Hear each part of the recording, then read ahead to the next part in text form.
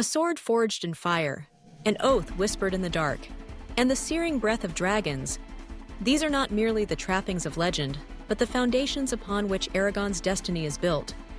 He has become a rider, bonded to the mighty Saphira, yet the path before him is shadowed by promises he scarcely understands, and responsibilities he is only beginning to grasp. In Brisingr, the battles are not confined to the clash of steel or the roar of dragons overhead. They rage within every heart, in every vow spoken, and in the silent wars waged within the soul. Eragon stands on the threshold, caught between the weight of his sworn word and the tumult of his own uncertain future. The journey begins with a desperate mission, one born not of glory, but of love and vengeance. Eragon and Roran, united by blood and purpose, set forth toward the forbidding fortress of Helgrind. Their goal: to confront the monstrous Razak and rescue Katrina, Roran's betrothed, whose life hangs by a thread. The shadows of Helgrind are thick with danger, every corridor echoing with the whispered threats of the enemy. In the depths of darkness, steel meets chitin, and the Razak fall beneath the fury of two who have lost too much to be cowed by fear. Katrina is freed, but victory tastes of blood and loss. Roran, once a simple farmer, now stands as a warrior forged in the furnace of hardship. His hands, calloused by years of toil, now wield the hammer of vengeance and the shield of resolve. Gone is the youth who once feared the unknown. In his place stands a man who has faced monsters and prevailed. Here, in the heart of Helgrind, vengeance is not merely a personal triumph. It is a reckoning, a settling of debts owed to Garrow, Roran's uncle, whose death at the hands of the Razak began this long and brutal journey. But more than that, it is the moment when Roran steps out of Eragon's shadow, proving that even those without dragonfire or ancient magic can shape the fate of nations.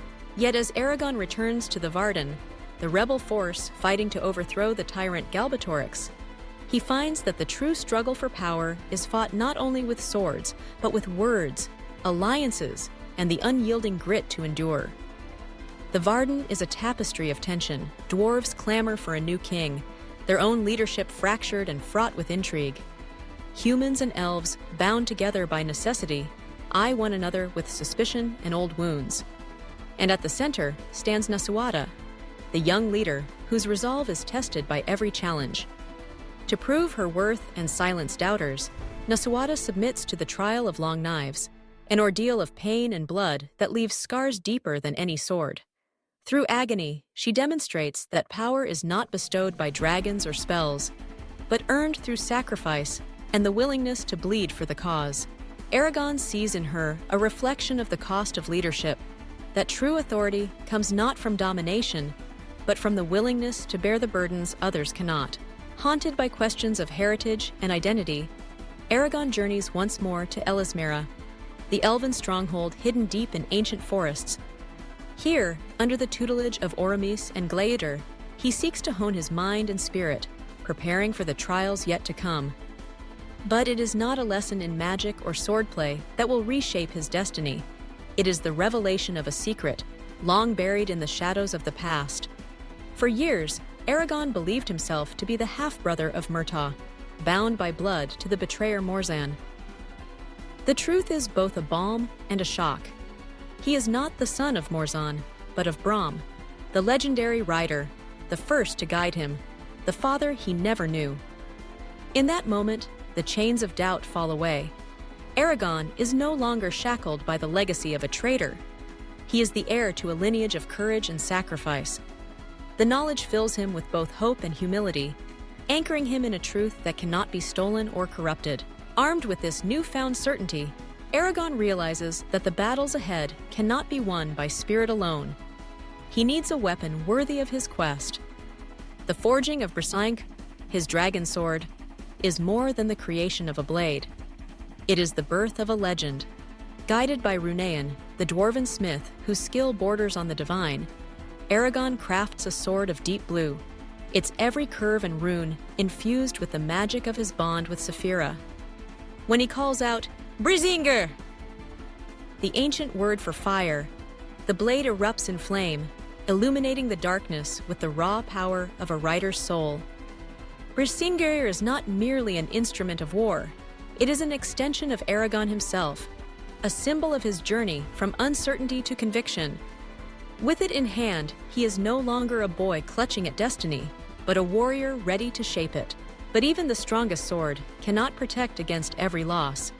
As Galbatorix armies march north, Oromis and Glaiator, Eragon's teachers and friends, are drawn into battle against impossible odds.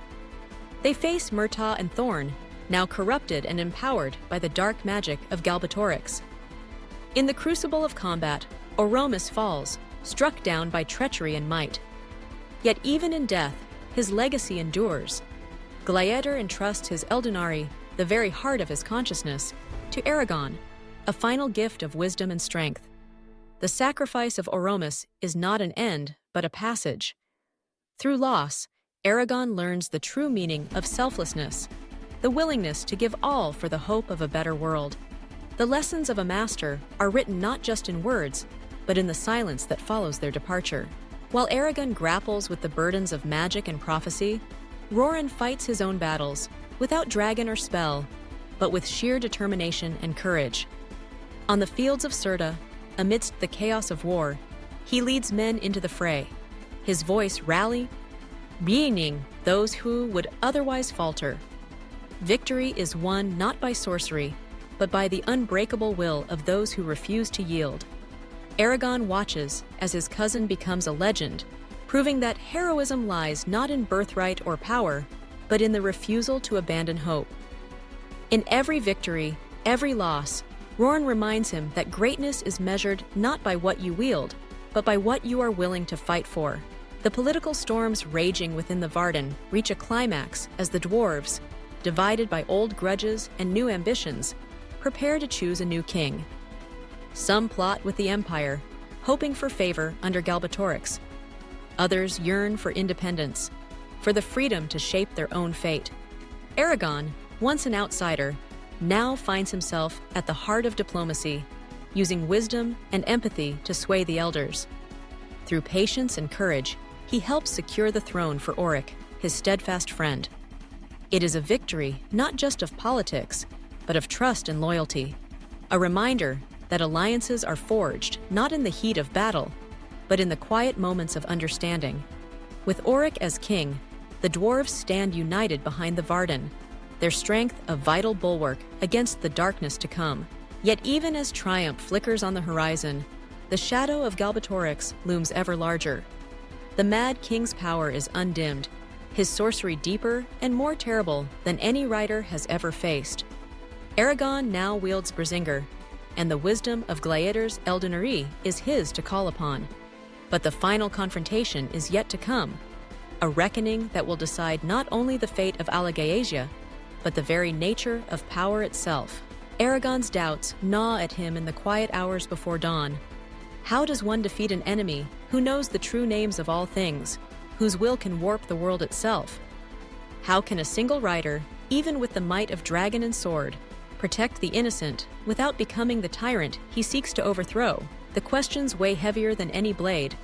For in the end, it is not might or magic that defines a hero, but the choices he makes, the way he wields the power in his hands. As the armies gather, as alliances are tested, and the fires of rebellion burn ever brighter, Eragon stands ready to face the storm. His journey is far from over. The last battle approaches, and with it, the chance to shape a new future, one built not on fear or domination, but on hope, courage, and the unbreakable strength of the human spirit.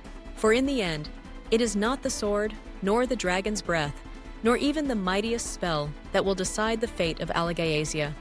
It is the heart, the willingness to sacrifice, to keep one's word, and to fight for a world where freedom is not just a dream, but a promise kept. And as Eragon steps into the light, Brisingr blazing in his grasp, he knows at last that true power lies not in victory, but in the wisdom to use it well.